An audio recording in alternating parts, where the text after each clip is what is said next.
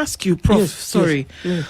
Why was he, according to you, not able to fulfill that promise and expectation of the hustler that would then convince the same hustler to come together in numbers to bring him back? Because the numbers is directly linked to this ID thing that we're talking about. Yeah, that's what I'm saying. Isn't it? What is it that would shift the focus from, okay, there was supposed to be something in our pocket, to then come say, okay, let's coalesce in the numbers to do something significant? The elections are essentially about numbers. Yep. And they are also about strategies. And you know when a certain strategy can't work, and when another can work. For example, in 2022, going for the hearts and minds of Bantu-speaking people with the Hustler narrative, because they are by and large the majority and the more impoverished, right? So it was easy to sell that narrative. And also, they have perhaps the largest number of Christian denominations. So you can play around with multiple identities from the regions to whatever, and avoid the ethnic identity for that matter. So we find that that time, 2022, it was possible to do that, and it won. Narrowly though, but it basically put President William Ruto in power. Now, the economic reality after the election and the shifts that have taken, we cannot repeat them here because we have had this debate since 2023, the Sufuria uprising, then we have the Gen Z uprising and all this. It's one after the other. From the population side. So it's possible, and I can sympathize with the president that the game is over about winning hearts and minds. That game is over. So you have to have another game. And the game that is coming in, I'm saying, is very dangerous. It's very dangerous. Now, this is the game. The playbook is a Moi playbook. It's Daniel Arap Moi's playbook. And Daniel Arap Moi's reaction to the coming of multi-party politics was basically to shift the axis of competition from ethnic groups to what you can call ethnic conglomerates. You remember the Kamatusa? The Kamatusa? You remember? You remember Raila crossing over and saying we are G speakers or whatever speakers. So that is the game Mzee Moi played, but within the population. It was a fair game for Mzee to play. It was a fair game. He had played it in 1950s when he went to Legico and he was a minority. Therefore, he had to cobble up a community called the Karenjin. So the Karenjin is born in 1950s as part of that, conglomeration or bringing together communities in order to kind of have some demographic muscle.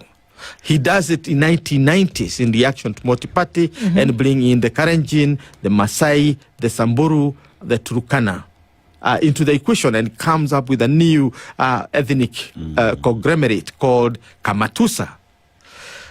This is the game President William Ruto is trying to play. He started off by basically trying to unite the Nilotic-speaking people quietly. Nobody is picking this except those of us who are on the war rooms of political strategies.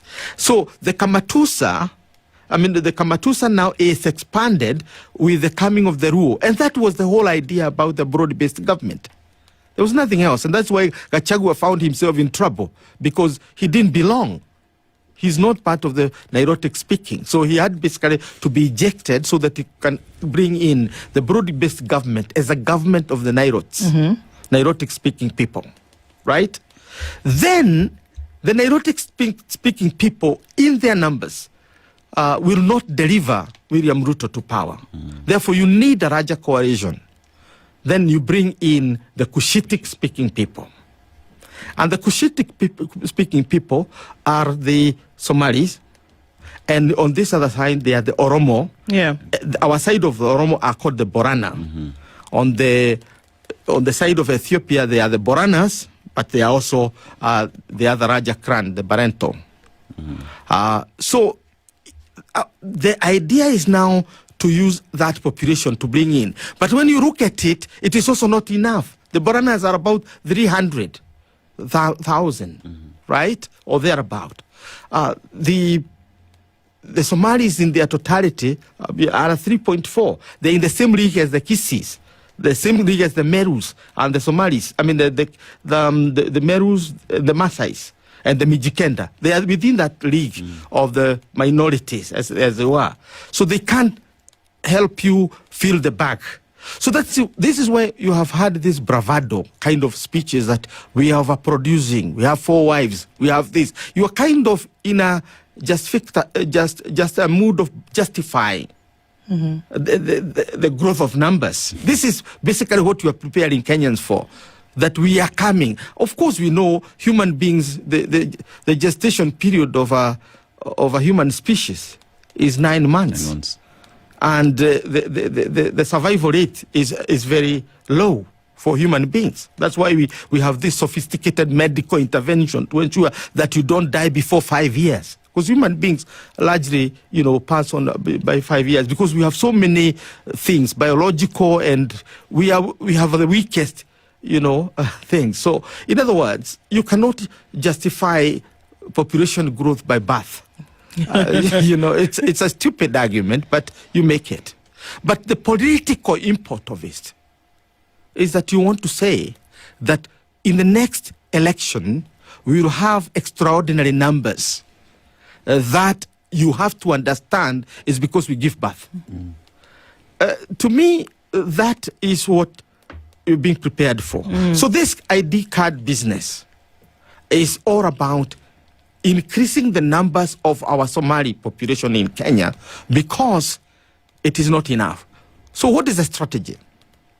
You want to get a chunk of the 19.5 million Somalis, because that's the total population of Somalia. Right. If you bring every Somali who has been born, anybody who says I'm a son or a daughter of Somali, the founder of the Somali community, then you are totaling to 19 people inside Somalia, and you are talking about 2 million in the diaspora, because the others are citizens of either Ethiopia, Djibouti, or Kenya. So the Abdallahs are ours. They are more patriotic, perhaps, than many of us. The Abduak are there in all, the Duare people, they are there. So these are our people. So they can vote, and they need their rights to be protected.